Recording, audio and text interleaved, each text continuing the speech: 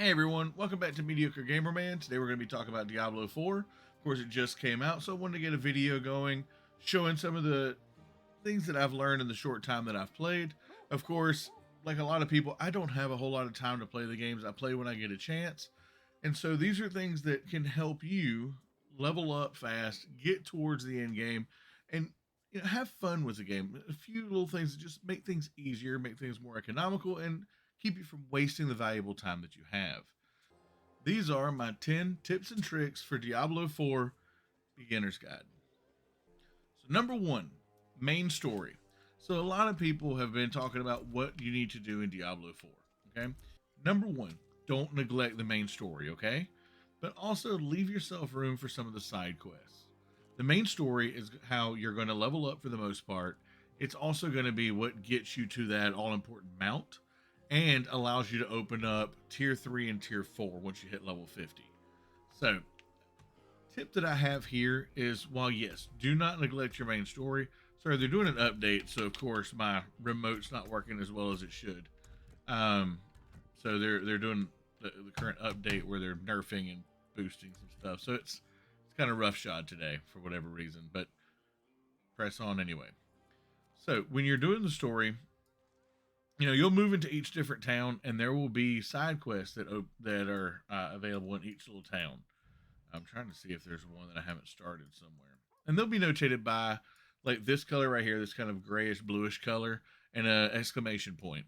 You'll definitely want to talk to these guys as you go into each town, because as you're progressing through the map, you're going to see all these areas open up, and as you're running through, you can just hit those side quests as you go along. They're going to give you extra experience, they're going to give you extra gear, and they're also going to give you renown. And that renown, we'll go up here and show you so you get to view the rewards. That renown is going to open up extra skill points for each of the areas, an extra potion capacity, which carries over, and then another skill point. And then, of course, once you get to the higher tiers, you're going to open up O balls and Paragon points. But you get them through things like side quests. They give you different renown, strongholds, which we'll go over that in another video. But you also get waypoints, you get areas discovered, side dungeons. All of these things boost your character up. And so it's important as you're walking through, don't neglect the main story, but also keep an eye on side quests and just see which ones open up as you're walking through. A lot of these you can hit them while you're going, and it's a nice break from just slogging through the main quest line. So, like I said, that's tip number one. Something super simple. All right. So, tip number two, and this isn't even a tip that was on my original tip sheet that I had made. If you're playing on the PC, okay, and you start noticing you're having issues where buttons aren't working, close Steam, okay? I don't know why. No one knows why. But if Steam is running in the background, it will mess up your controls, okay? Uh, so, but now everything should be. Hold on, let me make sure Steam's turned off here. Yep, it's turned off. Yeah, and now Steam's working fine. Or Steam's turned off, controller's working fine. Okay. Before I was having some issues. You probably saw it in the previous tip. Having issues where I was pressing buttons and nothing was happening. So turn Steam off. Just a little bonus tip that I'm going to throw in here. I'm going to call it number two, but we'll move on. Tip number three: salvage versus sale. Okay. In the beginning, you're going to come across a lot of gear, and I wish I had some to show you here, but you're going to come across a lot of gear. And as you can see, the sell value on this gear, 11,000, 5,000. I mean, you can see this is like, level 32. This is level 35. It's worth quite a bit. And you see, I have 411,000 gold. The problem you're going to come across is when you have to extract. Let's see if there's actually a place to extract here. Yeah, it's right there. So when you have to extract your aspects from your legendary gear, it's going to cost you a lot of gold. You're going to run out of gold. Let me see if we've got an item here. So, yeah, right here. So let's say I was going to do this. This is going to be 18,000. Okay. That's a pretty low piece, but you've got that. I've seen some that's up to like 26, 27. Um, socketing gems and, upgrading gear, which you don't have to do, but imprinting, all of that costs. Okay, so every time you go to imprint gear, it's going to cost you something. You're going to run out of gold pretty quick if you're not careful. So salvage about 2 times, and then sell a whole bunch of stuff. If you get a full set, sell it all. It's going to give you a decent amount of gold, and it'll keep you from running out. Getting gear in this game, I mean, it drops. It drops constant. You're not going to worry about running out of gear. Okay, and if you're running out of gear, just go do a dungeon, go do a side quest, go hit an event somewhere. You're going to pick up a good amount of gear, and then you can salvage. But I haven't had any issues with running out of salvage items when I'm upgrading. None of that. So do a little bit of both. That's tip number 3 at this point. Tip number 4. Okay, this one actually got me. Okay, so when I first started, I looked on Icy Veins. I looked on Max Roll. I watched videos, and I was ready to make sure I had a build. I knew what I was going to level. I knew what skills I was going to get, and I was going to stick to it because that was the powerhouse I wanted to build. Throw all of that out of the window. Okay. In the beginning, builds are predicated on having certain aspects. A lot of them are. In the beginning, getting aspects isn't going to be easy to do. You're not going to find that legendary gear you're looking for every time. Like I wanted to build a pulverized druid. That's what I wanted. I liked it during the server slam. I liked it, when I played hardcore for a minute. So I decided I was going to go pulverized druid. Never could get any of the aspects to drop. I think the one that I wanted, the shockwave that made pulverize a lot more powerful, it never dropped. Okay, but I did get, where is it at? Right here. I ended up getting Storm Chaser. Now, I had never wanted to build a tornado druid, so I was like, you know what? Let me give it a shot. Let me reset all my skills. Which, if you look here, resetting all of them. If we want to do it, let me go to one I have here. Refund all nodes, 31,000, and that's at level 40. Okay, it's not that much. So I just went on ahead, reset everything, made a tornado druid, and you know what? I breezed through everything. I didn't have any problems. It was very, very powerful. PvE is meant to be pretty easy. Okay, unless you are on a higher tier, PvE is a breeze. So there's moments where you're actually going to struggle, but for the most part, it's not that bad. Pick a build that works with the gear you have until you get to level 50, and then you can start farming those gear, that special aspects you're looking for. So that's my tip number 3. No, it's 4 at this point because of the bonus. Tip number 5, and this one actually got me as well. You're learning from my mistakes on here. Okay, tip number 5: don't waste your aspects. Okay, like I just told you in the last tip, I got Storm Chaser, so I went on ahead and said, hey, I'm going to build a tornado druid. I saw this opportunity to have this build put together because I saw in the build guides that that's what you needed to make the tornado druid. And you know what? I regret extracting that and putting it on a piece of gear. Why? Because now if I change out that piece of gear, I lose that aspect. I've got to go find it again. I've got to wait for it to drop again. Well, I've already built a tornado druid. I can't. So now you see it's a level 20 piece of gear that I'm using. And so I'm seeing a power creep happening. And so now, as soon as I find a better piece of gear, I'm going to go ahead and toss that to the side and recreate like a pulverizer druid or something like that, maybe a shred, depending on what I get. So, don't worry. Like I said, don't worry about builds. Don't waste your aspects. Use the gear until you find a piece of gear more powerful. Equip that new piece and extract that aspect so you can use it later when you get to level 50. That's my tip number 5. Number 6. We're actually back on track because I didn't realize it when I was writing it down, but 4 and 5 were basically the same thing. 5 was just a continuation of 4. So number 6, World Tier 1 versus World Tier 2. Does it matter? The answer is no. It doesn't. Well, it does and it doesn't. So World Tier 1 versus World Tier 2, you're going to be dealing with more difficult enemies on 2. You're getting a minimal amount of experience boost and a minimal amount of gold boost. If you're playing in a group of people and you all are players who want to have a little bit of a challenge, who want to actually put your skills to the test, especially if you're doing a hardcore run and you want to be like, this is hardcore. We want to actually struggle. World Tier 2 is going to be for you guys, okay? For most people, especially beginners to the genre, people who like to just play the game to play the game, World Tier 1 is going to be perfectly fine. You're going to be killing enemies so much faster than you will so much faster than you will be in 2, World Tier 2, that you're going to be making up the difference in gold and experience. So there's no reason to switch over to 2 unless you just feel like having a challenge. It doesn't bring anything to your game. You're not getting better gear as far. I mean, I've never seen a gear increase or decrease because of the tier I was in. I did World Tier 2 through the entirety of the first little bit of the hardcore run, and we switched over after we died. You know, I didn't notice any gear drop differences, okay? And I actually noticed it was a lot easier. I was leveling a lot faster.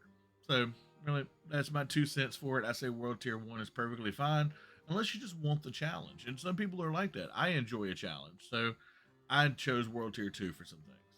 So, dungeons. That's tip number 7. So, dungeons, let's get to one here. Give you aspects. Now, these aspects, unlike the ones you get from gear, can be reused indefinitely. And some of them are, in this case, like you see, druid only. And some of them are available to all classes, like this right here. There's no requirement. So if you see one, like in this case, restore one of your primary resource when you crowd control an enemy. Well, my main build right now, Tornado Druid, is all about crowd control. Pulverized Druid, all about crowd control. So this one actually has some uses. Now, is it part of the build on, some of the websites? It may or may not be. But it's something that looks like it could help you for your build until you can get to some of the other aspects later on that are much more prevalent to the build you're looking for. Definitely get it. It's going to give you a good amount of gear. It's going to give you a level at least. You almost always get 1 to 2 levels from a dungeon. And honestly, I like dungeons. I like the aspect of them. They're fun little bitty crawls. It's kind of it's a refresher if you've been doing the story for a long time, or you've been just galloping around doing nothing for a long time trying to hunt for those chip beast bones that you need to upgrade your potions. It's a nice little reprieve from the slog. So that's that's just my 2 cents on it. But yeah, if you see an aspect you like or it looks like it could be useful for your build, go for it. Don't neglect the dungeons, and it also gives you renown, so it gets you those extra skill points and potions. So, number 8, I had to get to one. So you see these red marks right here? Well, let's get off of the horse now. Get through it here. So let's get over here. These right here are events, okay? And they're local events. You can do them. Yeah, it's your fault. So these things, they happen all over the world map. You can actually farm them because some of them are in the same place consistently. So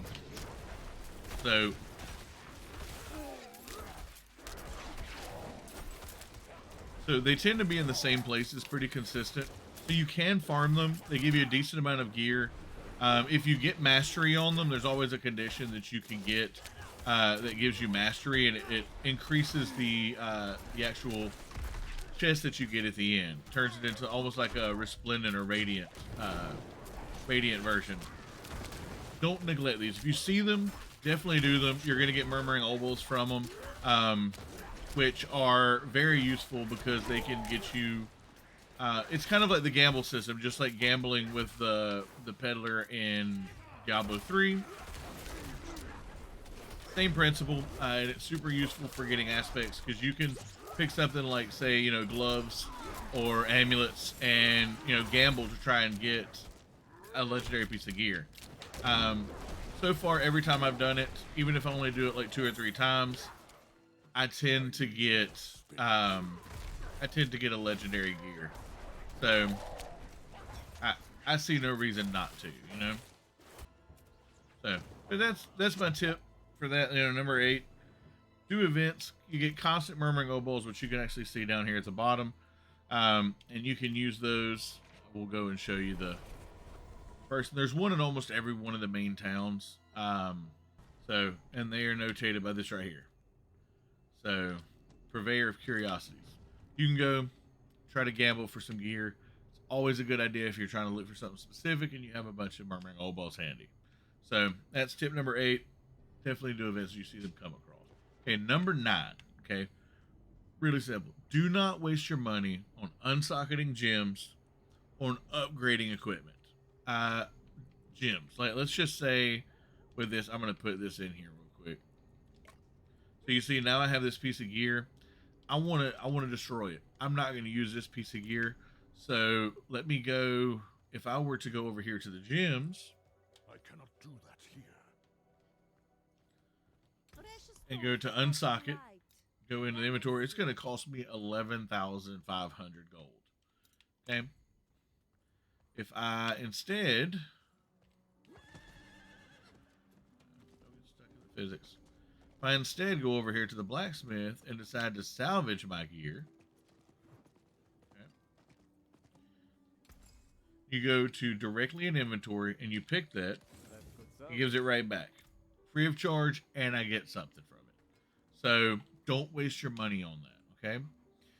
The second part of this is upgrade items. Do it for the quest, but really, you don't. It's a minor increase, and honestly, you're going to be going through stuff so fast. In the beginning, even at level 40, I'm going through levels so fast. I'm going through gear so fast that I never need to repair my gear, and upgrading my gear is just a waste of my gold. You're going to be getting stuff all the time. The only thing that you want to do is if, like, you did, for instance, put like an aspect or something on a piece of gear and you want to upgrade it to keep it relevant for a little while longer. You know, I can't upgrade these, or I would. So otherwise, it's not worth it. It is definitely not worth it. You're going to be going through gear so fast, so don't waste your money on it. But that's number 9. And finally, we're coming to the end. Tip number 10. And I think this is the most important thing I have to say about the entire game, about all the tips for any beginner, anybody that's coming into this game, and for anybody who's been playing Diablo for a long time. I played Diablo 3 for quite some time. I got burnt out on it. I came back to it. I got burnt out again. I came back to it again when Diablo 4 was coming out. And, you know, I figured out something, and it's floated over to this game. If you're going to play this game, have fun with it. Don't worry about builds. Don't worry about, you know, getting every little thing, getting through every nook and cranny on your first playthrough. Have fun. I've skipped through most of the story and I regret it. I'm going to go back through. I'm going to create a new character just so I can experience the story. But really, don't miss out on the fun of this game. This game has a lot to offer, a lot of little bitty things that are just interesting to look at, interesting to experience. Have fun. If you're not having fun, if what you like is min-maxing and building and, you know, going through all of the mechanics and making sure you have the perfect build and the perfect stats and all that, that's fun for you. Do that. But if you're getting frustrated because your build's not coming together and you're trying so hard because you know this is the best build and you're trying to speed farm and you just feel like you can't seem to get it together and it's just wearing you down, stop doing that and do what you enjoy. Because at the end of the day, you're going to go farther, get better equipment because you're going to spend more time just playing the game, and that's how you get everything done in this game. You can worry about your builds later, you can worry about min-maxing later, but if you get burnt out on it and you don't want to play anymore, you're not going to get any of that done. So have fun. That's what this game's all about. That's what all games are about. So that's my 10 tips and tricks for Diablo 4. You know what? Follow them if you want. Don't follow them if you want. These are things that I've seen in the time that I've been playing. And I think they all speak to something that I have failed at and has wasted my time in the time that I've been playing. And so I wanted to share that with you guys. Okay. So thank y'all so much. I hope you have a wonderful rest of your day. Definitely like, comment, and subscribe down below. Tell me what you like. Tell me what you didn't like. Definitely, if you've got other tips for beginners, things that you've seen in the time you've been playing that can help people, get more out of this game, comment down below. I'll make another video just based on comment tips. I think that would actually be a lot of fun because, a lot of people have these tips that are just kind of like Reddit fuel, or you see them like in the shadows and they get lost to the wind. Somebody needs to like collate them and actually put them out there. So if you've got tips like that, definitely put them down there and I will do a video on that later. But once again, thank you all so much. You have a wonderful rest of your day and have some fun.